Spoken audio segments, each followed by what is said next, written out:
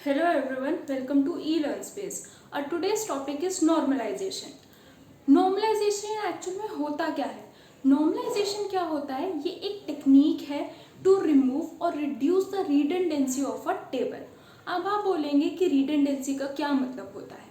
Redundancy का मतलब होता है हमारा कि जो डुप्लीकेसी होती है उसी को हम बोलते हैं रिडंडेंसी. अब हम देखते हैं कि नॉर्मलाइजेशन हमारी कितनी तरीके की होती है. हमारी दो तरीके की नॉर्मलाइजेशन होती है. फर्स्ट होती है रो लेवल नॉर्मलाइजेशन एंड सेकेंड होती है हमारी कॉलम लेवल नॉर्मलाइजेशन. रो लेवल नॉर्मलाइजेशन का क्या मतलब होता है हमारा कि एक ऐसी नॉर्मलाइजेशन जो रो लेवल पे अकर हो रही है, यानी कि जहाँ पे मुझे दिखे कि मेरी दो रोज बिल्कुल सेम है तो उसको हम क्या बोलते हैं? अपनी रो लेवल नॉर्मलाइजेशन बोलते हैं. अब बात आती है कि रो लेवल नॉर्मलाइजेशन हमारी कैसे हट सकती है. रो लेवल नॉर्मलाइजेशन को हटाना बहुत ही आसान है. कैसे हम हटा सकते हैं उसको? सिंपली हम क्या करें, जो हमारे स्टूडेंट आईडी है इसको हम क्या बना दें? अपनी प्राइमरी की बना दें. अगर मैं इसे प्राइमरी की बना दूंगी तो क्या हो जाएगा? इसमें से रिडंडेंसी हट जाएगी रो लेवल पे. कैसे? क्योंकि प्राइमरी की का हमारा क्या रोल होता है कि वो डुप्लीकेट वैल्यूज अलाउ नहीं करता और ना ही वो नल होता है. इट मीन्स कि अगर मैं बोलूँ कि स्टूडेंट आईडी अब मेरा क्या है? प्राइमरी की है, तो इसका क्या मतलब हुआ कि ये फर्स्ट रोल नंबर रह जाएगा, सेकंड भी रहेगा, ये इसको एक्सेप्ट नहीं करेगा. इसकी जगह हम क्या कर सकते हैं? एक थर्ड रोल नंबर ला सकते हैं, उसमें हम एक वैल्यू दे सकते हैं और यहाँ पे हम स्टूडेंट की एज डिफाइन कर सकते हैं. ऐसे ही मैं आगे और डिफरेंट वैल्यूज को भी इसमें ऐड कर सकती हूँ. आई होप आपको पता चला होगा कि हम रो लेवल डुप्लीकेसी अपनी कैसे रिमूव कर सकते हैं. रो लेवल रिडंडेंसी हटाना बहुत आसान होता है हमारा नॉर्मलाइजेशन में. अब जो मेन होता है वो होता है हमारा कॉलम लेवल डुप्लीकेसी. ये हमारा बहुत ही इम्पॉर्टेंट टॉपिक है. रीजन में क्योंकि हम अगर बात करें तो रो लेवल डुप्लीकेसी इतनी इजी नहीं होती हटानी. अब जैसे कि हम देखें कि हमारे यहाँ पे क्या क्या वैल्यूज हैं.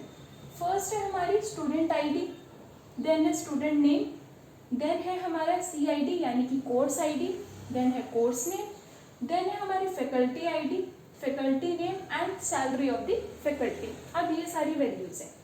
इसमें से फॉर एग्जांपल मैं स्टूडेंट आईडी को अपनी प्राइमरी की बना देती हूँ कि ये मेरे रिपीट नहीं होनी चाहिए कभी भी.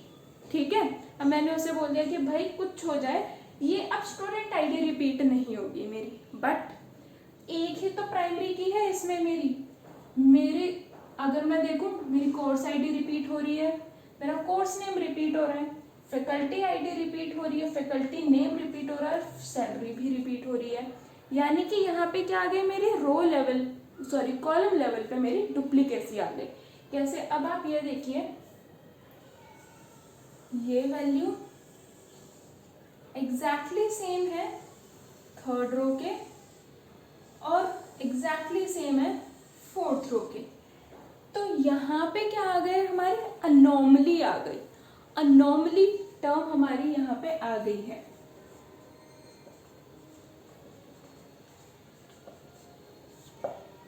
यानी कि जब हम कॉलम लेवल की बात करते हैं तो वहां पे हमें एक टर्म मिलती है अनोमली. अनोमली का क्या मतलब होता है? Basically problem. एक ऐसी प्रॉब्लम जो किसी स्पेशल ओकेजन पे ही अकर होगी. ज़रूरी नहीं है कि हमेशा अनोमली अकर होगी, बट हाँ चांसेस हैं कि अनोमली अकर हो सकती है. हमारी 3 तरीके की अनोमलीज होती हैं. फर्स्ट होती है हमारी इंसर्शन अनोमली, सेकेंड होती है हमारी डिलीशन अनोमली एंड थर्ड होती है हमारी अपडेशन अनोमली. जैसे कि मैंने आपको पहले भी अपनी वीडियोस में बताया था कि यही 3 मेरे इंपॉर्टेंट होते हैं टेबल के कंसेप्ट के लिए, इंसर्शन, डिलीशन, अपडेशन.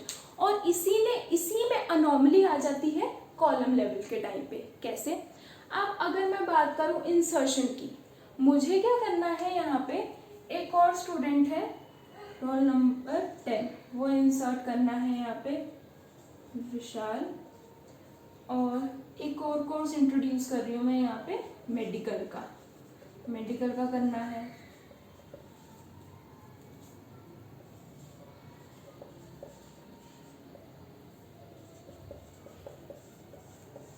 क्या मैं इसे नॉर्मली इंसर्ट कर सकती हूँ इसमें? आंसर आएगा नहीं, मैं इसे नॉर्मली इंसर्ट नहीं कर सकती हूँ यहाँ पे। रीज़न क्या है कि मैं इसको नॉर्मली यहाँ पे इंसर्ट नहीं कर सकती हूँ? वो रीज़न मेरा ये है कि क्या मैं ये सारी इन्फॉर्मेशन तो फिर भी हम समझ सकते हैं कि एंटर हो सकती है, बट जब तक स्टूडेंट की आईडी नहीं बन जाती, जब तक स्टूडेंट के पास अपना खुद की एक आईडी नहीं होती, उसको हम यहाँ पे इंसर्ट नहीं कर सकते हैं। तो आगे ना मेरी इंसर्शन अनोमली, यानी कि मुझे यहाँ पे इंसर्ट करते टाइम पहले हर चीज़ का ध्यान रखना होगा। अच्छा, अब आप बोलोगे कि हम ऐसा करते हैं, अभी इस वैल्यू को इंट्रोड्यूस कर देते हैं यहाँ पे, और यहाँ पे हम ना डमी वैल्यू रख देते हैं, डमी वैल्यू, या फिर मैं कह दूँ कि यहाँ पे हम ना कुछ स्पेशल कैरेक्टर्स रख देते हैं। उससे क्या होगा, बाद में हम उसे रिप्लेस कर देंगे, बट ये चीज़ गलत है। स्पेशल कैरेक्टर्स यानी कि मैं ये सारे अपने डॉलर, हैशटैग, स्टार या कोई भी और साइन यहाँ पे ऐसे इंट्रोड्यूस कर देती हूँ, तो उससे क्या होगा, एरर आ जाएगा मेरी क्वेरी में, वो इस चीज़ को रन नहीं कर पाएगा। तो यानी कि अब क्या हो गया, इंसर्शन के टाइम मेरी अनोमली आ गई, मैं नॉर्मली अपनी वैल्यूज इंसर्ट नहीं कर सकती हूँ कॉलम में, यानी कि जब तक मेरी फुल टेबल नहीं बन जाती मैं उसमें नॉर्मली यहाँ पे वैल्यू इंसर्ट नहीं कर सकती हूँ। अब एक और चीज़ हो सकता है कि ये इसके लिए तो प्राइमरी की है और यही इसके लिए फॉरेन की भी है, यानी कि जब तक मेरे पास ये सारी इन्फॉर्मेशन है बट ये इन्फॉर्मेशन नहीं है, स्टूडेंट का आईडी मेरे पास नहीं आ रही है स्टूडेंट टेबल से, तो मैं यहाँ पे कैसे उसको इंसर्ट कर दूंगी। तो आ गई मेरी इंसर्शन अनोमली यहाँ पे। आई होप आपको समझ में आया होगा कि इंसर्शन अनोमली हमारी किस तरीके से अकर होती है। हो सकता है इंसर्शन अनोमली अकर ना ही हो, क्यों? क्योंकि हम क्या बोल रहे हैं यहाँ पे कि अनोमली का मतलब होता है जो किसी स्पेशल ओकेजन पे अकर होती है, ज़रूरी नहीं है कि वो हर बार अकर होगी ही होगी। अब नेक्स्ट है हमारा डिलीशन अनोमली। अब मैं क्या करती हूँ, एक क्वेरी लिखती हूँ डिलीशन के लिए।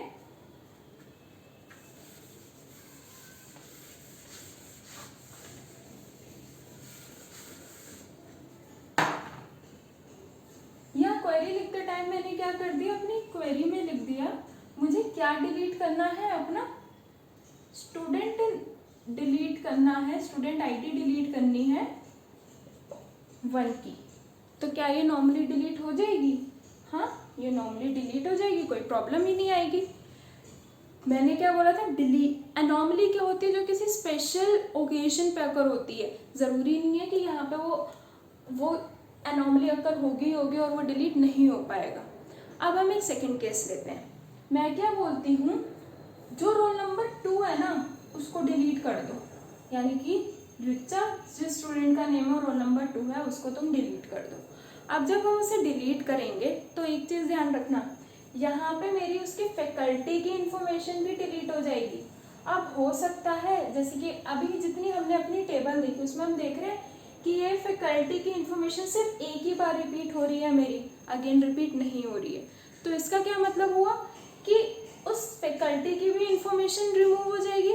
अब मुझे कैसे पता चलेगा कि कौन सी फैकल्टी थी जो पाइथन पढ़ाती थी, या कौन सी ऐसी फैकल्टी थी जिसके पास F2 आईडी थी? मुझे तो नहीं पता चलेगा।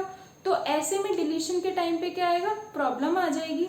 मैंने डिलीट करा तो मेरे पास सिर्फ स्टूडेंट की इंफॉर्मेशन नहीं रिमूव होगी, बल्कि मेरे पास जो इन्फॉर्मेशन रिमूव होगी वो फैकल्टी और कोर्स की भी इंफॉर्मेशन रिमूव हो जाएगी। तो इस केस में क्या हो गया, हमारी डिलीशन अनोमली अकर हो गई। अब बात आती है अपडेशन की। अब अपडेशन में भी हम ऐसे ही करके देख सकते हैं।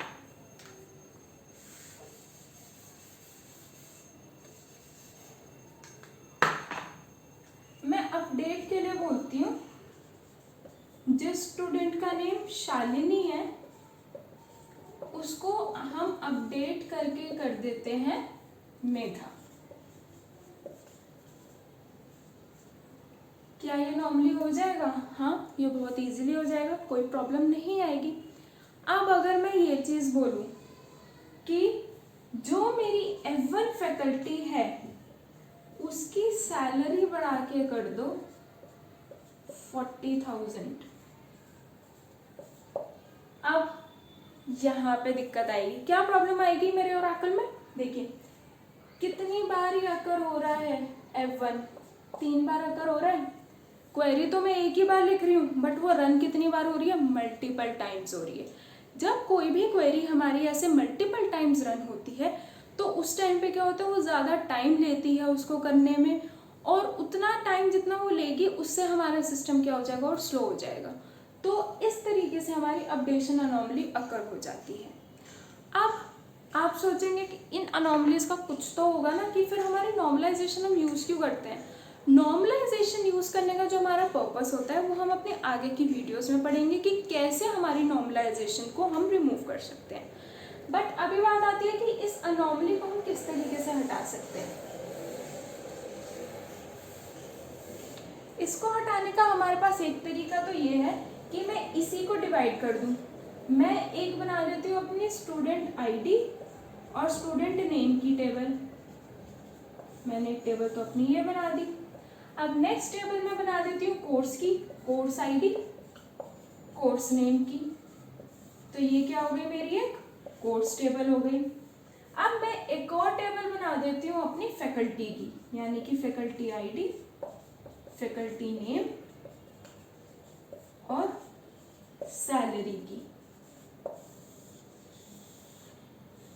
अब मैंने क्या कर दिया, ये 3 मेरी बन गई table, student table, course table and faculty table. ये 3 बन गई। अब अगर मैं इसमें इंसर्शन करना चाहती हूँ तो इजीली हो जाएगी। स्टूडेंट की कोई भी इंफॉर्मेशन करनी है इसमें आराम से इंसर्ट हो जाएगी। मुझे डिलीट करनी है कोई स्टूडेंट इन्फॉर्मेशन, आसानी से हो जाएगी। या मुझे किसी स्टूडेंट का नेम अपडेट करना है या रोल नंबर अपडेट करना है, वो आसानी से हो जाएगा। अब बात आती है कोर्स टेबल की। कोर्स टेबल में भी ये सब चीज़ें आसानी से हो जाएंगी। कोई कोर्स मुझे ऐड करना है, इजीली हो जाएगा। कोई कोर्स मुझे डिलीट करना है, हो जाएगा। किसी कोर्स का नेम चेंज करना है तो वो भी हो जाएगा।